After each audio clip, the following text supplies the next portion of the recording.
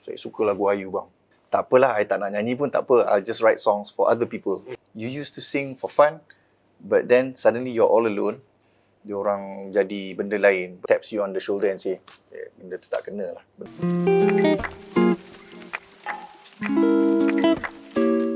Hello and welcome to yet another episode of Trapo Talks bersama saya, host anda TV, your Trapo boy. Okay, so first of all, I want to thank you guys so much for keep on watching us, supporting us, subscribing, sharing and making Trapo Talks possible. Okay, mungkin bagi anda semua yang tidak tahu apa itu Trapo Talks sebenarnya. Trapo Talks is actually a talk show. Okay, satu rancangan di mana kita nak mengenali personality tempatan and get to know about their stories, their struggles, their journey and so much more. Okay, and today and for this episode right now, I am joined by someone who from back in school, and when he was back in school lah, okay, until now, bila dia buka mulut nyanyi je, girls akan cair. Okay, and I remember clearly watching his video clip as a kid, watching him singing My Boo with Dayang Nur Faiza at ATV long time ago, watching him at finals of AJL dengan Jacqueline Victor, watching him in his solo career, also singing nasyid songs and all. This is someone who tiba-tiba duduk-duduk sikit sebab I think this is the most senior artist yang TV pernah interview ever dalam sejarah Trapo. So tanpa membuang masa, let's all say hello to Lah Ahmad. Hi, what's up? Hi. Hello bro, how are you? Thank you so much for being a part of Trapo Talks. No problem. Tiba-tiba macam senyap je, aku okay tak bro? Okay, nervous sikit sebab dia dah up tinggi gila tadi kan. So memang patut up pun kan. Okay, let's go straight to it. Okay, tell me about yourself. How did this Lah Ahmad who started from I think 1997 when he was a kid in school menjadi Lah Ahmad yang kita lihat sekarang? Tell me about your journey through every stages, solo, as a group, nasyid dan sebagainya. Okay, Alhamdulillah. First of all, I think I started singing personally masa when I was in sekolah rendah kot. Darjah 4, darjah 5 tu. It was a hari kantin masa tu sekolah. So the teachers were looking for anyone who could sing. Cik, abang takut dengan TV ke? Sebab abang tak pandai TV langsung, dia pandai kamera je. I can look at me as a I can look at you. Okay, tak apa. Macam dulu sekolah kan, kita orang nyanyi pun memang kena masuk di kibarat. Okay. At school, hari kantin. So kena masuk nak masuk? I was forced to actually. Macam tak tahu nak buat apa kan. So macam cikgu tolak pasal dia tahu I ni memang I was into arts kat sekolah. So memang cikgu push I, memang suruh masuk, kena di kibarat. So kalau di kibarat tu I would be tukang karut lah. Okay. Ada tok juara dan tukang karut tu kan. So I would be the one yang tukang karut tu, and then wakil sekolah, and then we go to sekolah mana tak masa tu, CBN ke kan. So bila time kita orang nyanyi tu. Your school was St. John, is it? My school was sekolah menengah Taman Tun, Dr. Ismail, TTDI. And you go to CBN, which is a girls' school. Lepas tu kita orang nyanyi Ewa Bulan kan. So macam orang lain nyanyi Ewa Bulan kan. Tapi bila kita orang bawa sekali keluar bunyi R&B kan. So the girls started macam menjerit lah. So it didn't sound like sure ke kena paksa ke memang nak tak tahulah. Dia somehow pasal I used to listen to R&B masa in school, pasal from my brother's collection lah. Dia punya CD collection masa tu, CD tengah naik kan. Okay. So masa tu I used to selalu curi dengar dia punya CDs like Boyz II Men, Stevie Wonder apa semua. So somehow bila pergi on stage dia keluar bunyi R&B tu lah. Faham. So that was the first starting lah masa, and then I met up with a few guys in my school. So we set up a group yang called VE. So masa tu we started doing harmonizing and we started doing shows and all that. And then we met up with Rafej, and then kita orang I think we were the only ones yang into R&B during the R&B hip hop scene masa zaman tu. Backstreet Boys, Too Fat, semua the locals one were Polytech Ammo, Too Fat kan, semua tertarik crew. But R&B was just VE dengan Rafej. So wherever we go, it was just us doing R&B. Everyone was doing hip hop. So we stood out that way somehow kan. So I think that was what macam bagi orang kenal kita orang juga in the masa starting dulu. So that was the starting lah yang kita orang we toured around Malaysia and people got to know us. I wrote a song called Ayu, and Mana which is kita played banyak almost ni. every wedding ya guys. Oh yeah. Requested banyak by perform. Kalau wedding semua dia orang nak, Malah tolong nyanyi lagu Ayu. Sometimes guys would come up to me and macam, Malah, saya suka lagu Ayu bang. Okay, baik. It's like okay, cool. So macam lelaki tough kan datang itu, bang, saya suka lagu Ayu. So kita macam, oh thank you. Okay. And then what happened after that? Maybe you can tell me about the journey to solo artist and all. Solo artist, yeah. I think masa 2009, 2007 I got married, and then 2009 tu I start buat solo. Excuse me, alhamdulillah. Start buat solo. I wrote another single called Adinda. And then masa ni dah zaman digital compared to zaman CD. So digital ni memang, so everything, the system was changing, so we needed to adapt to the new system ni lah kan. So I did one song called Adinda, and then that one song I think brought me, bawa pergi lain in another path. And then masa ni I did a collab duet dengan Jacqueline Victor, and we won best vocals for anugerah juara lagu 22 I think ke 22. Yalah kot. 2007, 2008, right? 2007, I think. Okay. And yang tu was my first one lah, pasal masa tu yang ramai orang tak tahu masa tu, masa tu tengah susah sangat-sangat. Masa that night, masa semi-finals tu pun, I was moving my house, tengah angkat barang, tengah angkat kotak-kotak, and then straight went to studio and then went to sing with Jack. So a lot of people, I think mostly tak tahu yang tu, the struggles I went through, especially the transitioning from the group to the solo part. Okay, and also there was a period where you were also doing a lot of nasyid kind of project, Yes, right? yes. So how was the transition like? It was practically macam naturally, it came to me macam 2009 tu I got married. So I had 2007 I got married, and 2009 dapat anak, my first daughter. And then as a guy in the house kan, macam kita in a family, you start to think about, you used to sing for yourself, but now it's starting to become, you have to sing to survive. You have to sing for your family, to provide for your family. So it was a different path altogether. So masa tu pun dah start, for me lah, I started mencari, kita doa. So alhamdulillah, that was the time masa I think I dikumpulkan bersama all my other group members sebelum ni, VE dengan Rafiq. We went to a majlis ilmu, and then there was a launching of a TV Al-Hijrah masa tu. That was 2011 got the first launching of TV Al-Hijrah, and then they were asking for VE Rafiq to do like a song singing praises and salutations to baginda Nabi Muhammad sallallahu alaihi wasallam. And then I tak tahu pun sangat, I just terus angkat tangan. Ya Allah, aku tak ada ilmu, aku tak pandai pun agama, tak pandai apa, tapi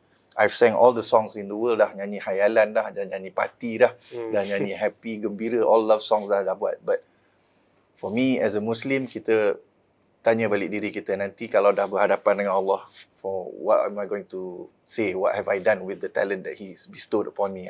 So I nak jawab apa. So that was the thing, was for my spiritual punya, nak bagi feeling in my heart ni kan. So I started buat lagu-lagu nasyid lah. But at the time, I macam malas juga dah macam merajuk with the industry sikit. Tak apalah, I tak nak nyanyi pun tak apa, I'll just write songs for other people who want to sing nasyid songs. I still love music, but maybe I could do something yang macam ni lah kan. So I met up with Intim, the local nasyid group, and then they gave me an offer yang, they heard my demos, I gave them like 4 songs. I cakap, I propose to them lah, kalau siapa-siapa nak nyanyi nasyid kan. So because at this time it was the Mahizin was in, so it was an English number, but nothing yang, belum ada yang in Malay. So something I wanted to do yang, it was in Malay but a bit of R&B flavor in it. So something yang macam the locals here yang boleh layan sekali kan.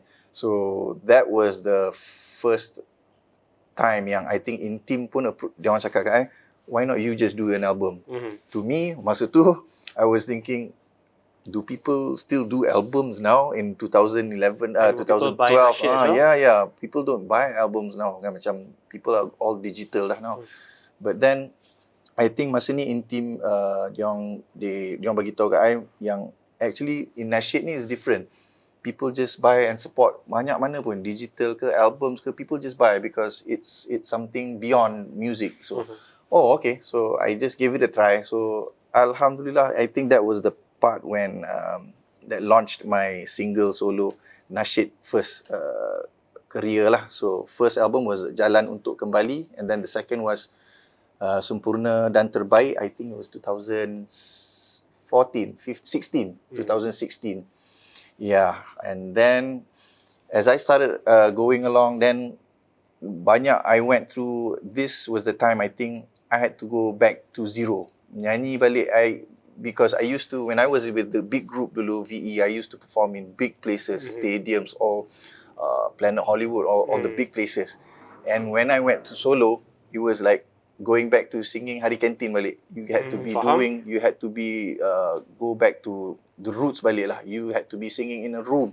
You had to be going to be performing in a small place kan, a small crowd. So it was very challenging, but it was also, for me, I like the challenge. Which is coming to my next question as well. Because many artists yang dia nak keluar daripada kumpulan tu, boleh nak keluar senang, tapi nak Betul. you can leave the group, but the group will never leave you. In a sense, so you say sampai sekarang pun ada orang datang, I suka you, nyanyi lagu you and stuff. Was it hard to break from that whole VE shadow? Yeah, because you've been in a group yang orang tahu sangat-sangat kan. But somehow they do appreciate you for what you've done in that group. So right now, I think I think there was this one time in Juara Lagu, they asked me to perform opening lagu where they had all the best vocalists throughout the years to perform for the opening of Juara Lagu. So but they wanted us to sing the new songs. So kita orang pilih lah lagu mana. So I dengar lagu baru sekarang, saya tak tahu ni lagu siapa. So I'm just like getting so old already kan. Tak tahu. So I knew this one song yang on the TV3 punya site dia orang bagi. It was Di Pintu Syurga by Dayang Nur Faiza, which I thought memang lagu tu sedap, memang lagu tu berantu, memang best, and I wanted that song sekarang pasal it would be different if a guy were to sing it kan. So I gave it a try, and alhamdulillah, I think when I started performing yang tu, alhamdulillah, masa the fans reaction tu banyak wanted me to sing love songs like how I did masa zaman dulu with VE kan. So I think that was what I always wanted. I memang teringin. I suka kalau pergi perform, tak kisahlah orang kata pergi wedding. When you perform at weddings, it's something that you celebrate dengan tuan rumah. You want to make it best and happy. Semua orang, it's not like a gig R&B yang peluh everyone berten berhimpun like that kan. Tapi relax, chill, wedding, kadang tu aircon, sejuk best. So I love that environment and I suka. Memang best sangat-sangat, dan alhamdulillah dalam PKP ni pun, after PKP semua pun shows dah packed up, dah pile up dah semua dah start calling back, macam nak minta Lah to perform for their weddings, and I'm so grateful for that lah. So disclaimer bagi anda semua yang tahu, Lah perform for the wedding as well. So kalau boleh, please do contact his manager Bud. Mungkin it's fine with Instagram, mungkin nombor manager tu. And jangan minta harga kawan ke apa, okay, support local artist. Okay, in all seriousness, okay, you were talking about zaman AJL2, you had some kind of hardship. I think 97, now is 2022, so it's about 35 years. Okay, 35 years. 35 years. Okay, 35 years. Yeah. Maths aku cloud. Okay, in that 97, 2022, can you think of satu moment yang macam you tak boleh lupa when it comes to downfall? I remember masa zaman you've macam for me, I pernah rasa dah macam being up there, everyone knows you pergi mana, tak boleh pergi mana, and people kejar you all the time. And then from that phase, if you were to go from that laluan, and then from being somebody to nobody, so that was the I consider pengalaman yang manis actually. I appreciate those low times tu. I remember masa buat sendiri tu semua, pergi studio sendiri, buat sendiri. Kadang pergi to the CD guy and bring your own CD from the back. Bang, saya nak nyanyi lagu ni bang. You just play the CD and you just go play. And then play the song and then you just sing. You had to go and do everything on your own. But now, alhamdulillah, I'm blessed. I have a partner now, but He handles my schedule and all, and on ground with me. And yang tu tak tahulah, bila sendiri tu it gets very hard pasal you used to sing for fun, but then suddenly you're all alone, and then you have to do something to survive, macam especially doing music here in Malaysia kan. Does that worry you for the future? You being relevant, because music is not just your hobby now, it's your source of income for your family as well.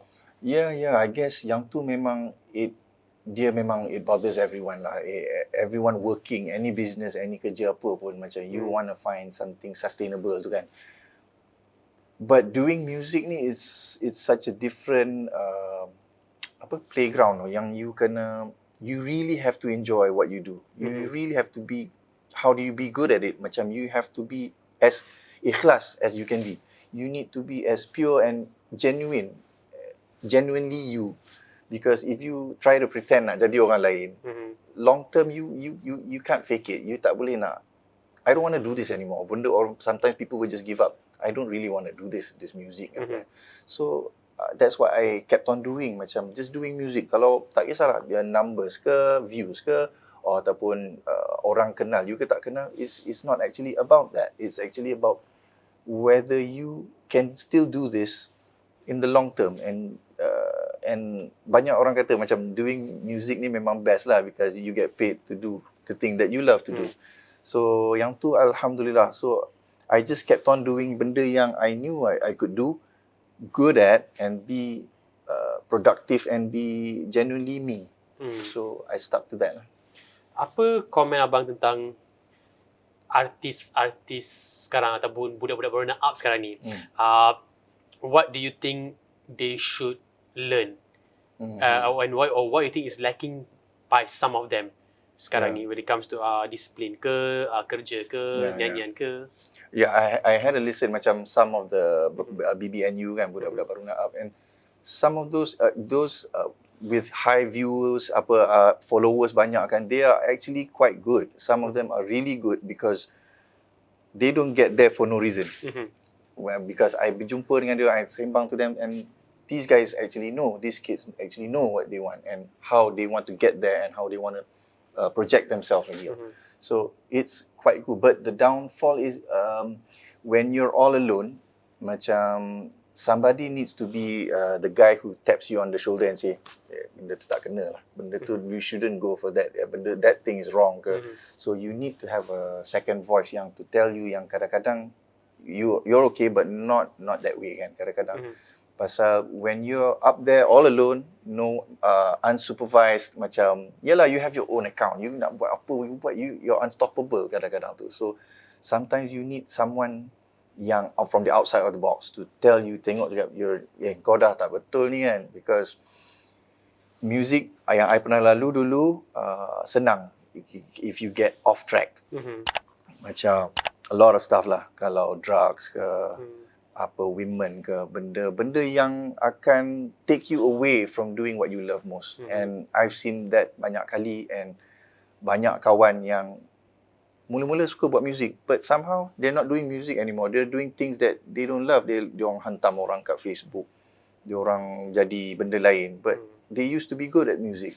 So benda ni lah kot yang macam I kalau boleh, macam the new kids, kalau boleh tengok balik, if you really genuinely love music, you will see certain people tu, they will still be around doing that thing. Macam a few BBNU I nampak ada potential, but some tu ada yang yalah, without guidance tu, so who was can be that very tap scary. on your shoulder? Siapa yang your second voice yang membantu abang macam kembali ke pakai jalan? Yalah, macam dulu I think in the group, I think alhamdulillah I was in a group. So the group was my family yang they would tell me, tak kena lah tu. I think you pun tak kena. So we would be there for each other, and a manager kan. But nowadays I think macam if it's a solo artist, it would be so easy for a manager, kita ambil show ni, you just do papau so we just subscribe kan, ambil je balon je, duit pay is good kan. But yeah, the pay is good, but long term is gonna affect who that person, who the artist is. Macam certain, macam dia kena pilih the solo artist kan. So if you have someone in your sister, your family, your wife ke siapa yang can give a tap tu, yang tu will help a lot. Macam for me, my friend pun, Bud pun ada, he's been around since I've known him since zaman Rafiq, and so I wanted somebody yang I could trust, yang I dah tahu lama, yang I boleh sembang and we can talk about apa pun. Okay, I think kita sebagai rakyat Malaysia tahu there are so many cases that going on berkaitan dengan kanak-kanak autism, kanak-kanak autism yang didera and stuff and all. If you know, I'm asking you as a father of an autistic child, your younger son Adam, if I'm not mistaken, Second child, Adam, who has autism, as a generally lah. What do you think as Malaysians we can, where do you think, di manakah tahap kesedaran kita terhadap autism, and how can we do better? Alhamdulillah, macam Adam, dia ada mild autism, so it's actually basically the understanding of autism tu. I didn't understand what autism really meant, but nowadays I think Alhamdulillah the awareness dah start banyak dah sikit, and people are starting to become aware of what autism is, because maybe macam dulu-dulu we have friends yang autism, we have family relatives yang autism, but we didn't know what it was. Autism ni is something yang they are wired differently, and they mostly diorang ni actually are geniuses yang they work in their own way, their social skills they are different, and how can we as a person, as a masyarakat Malaysia kan, rakyat Malaysia ni, kita start to tengok and be aware of macam kids around us.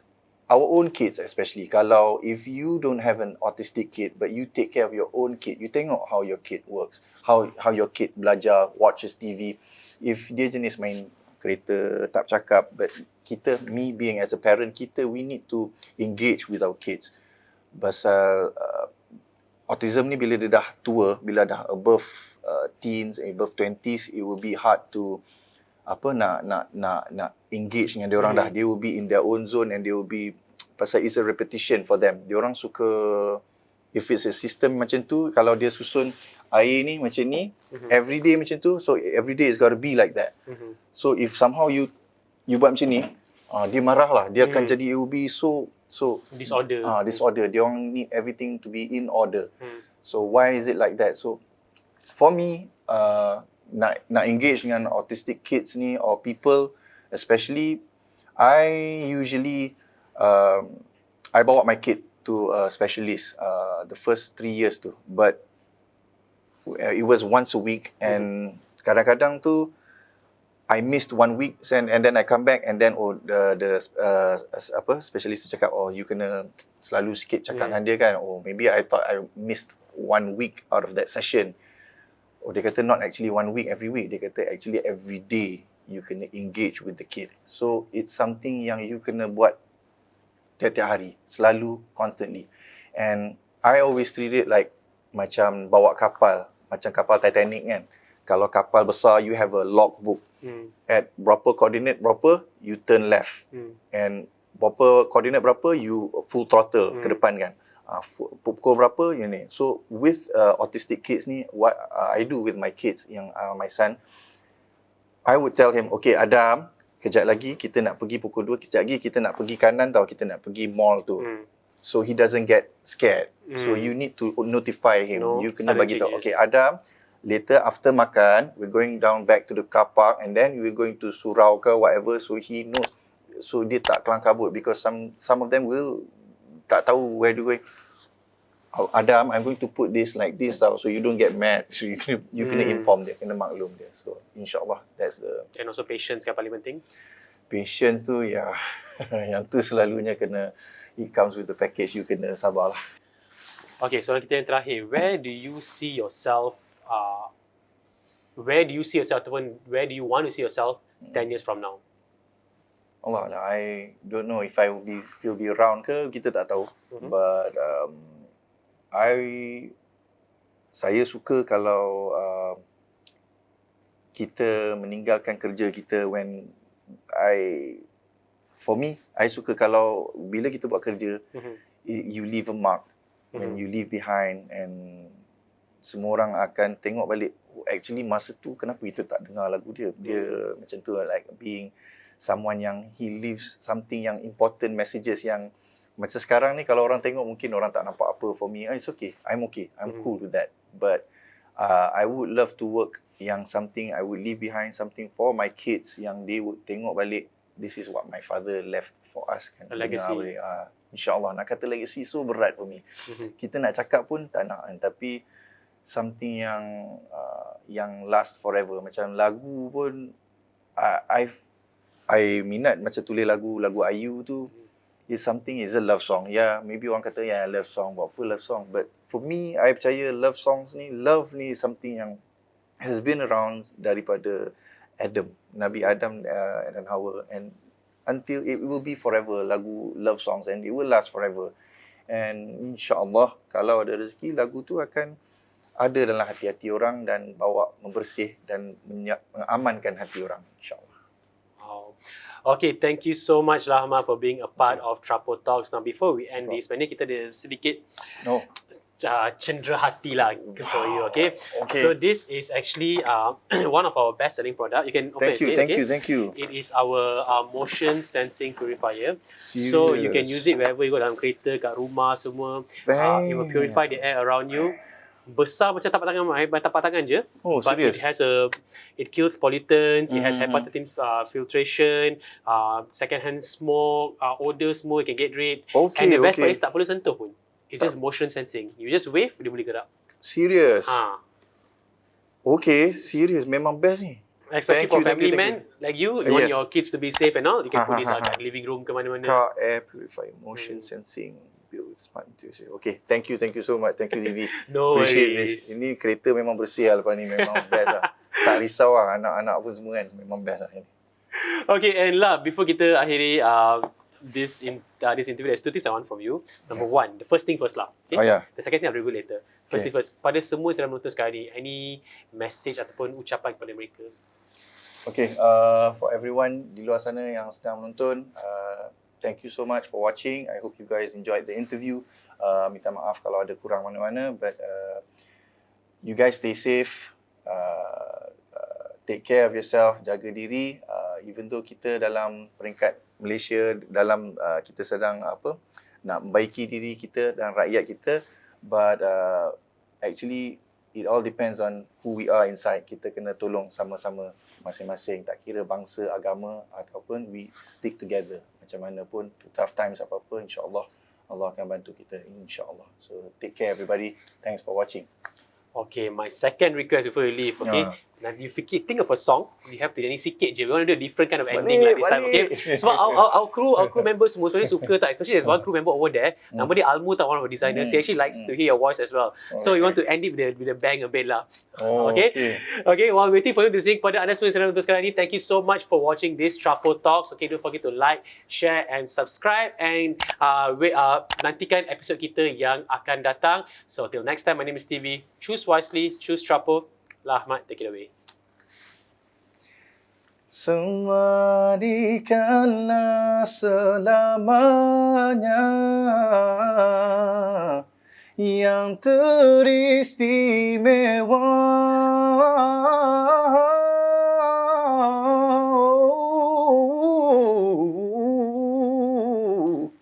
keayuanmu.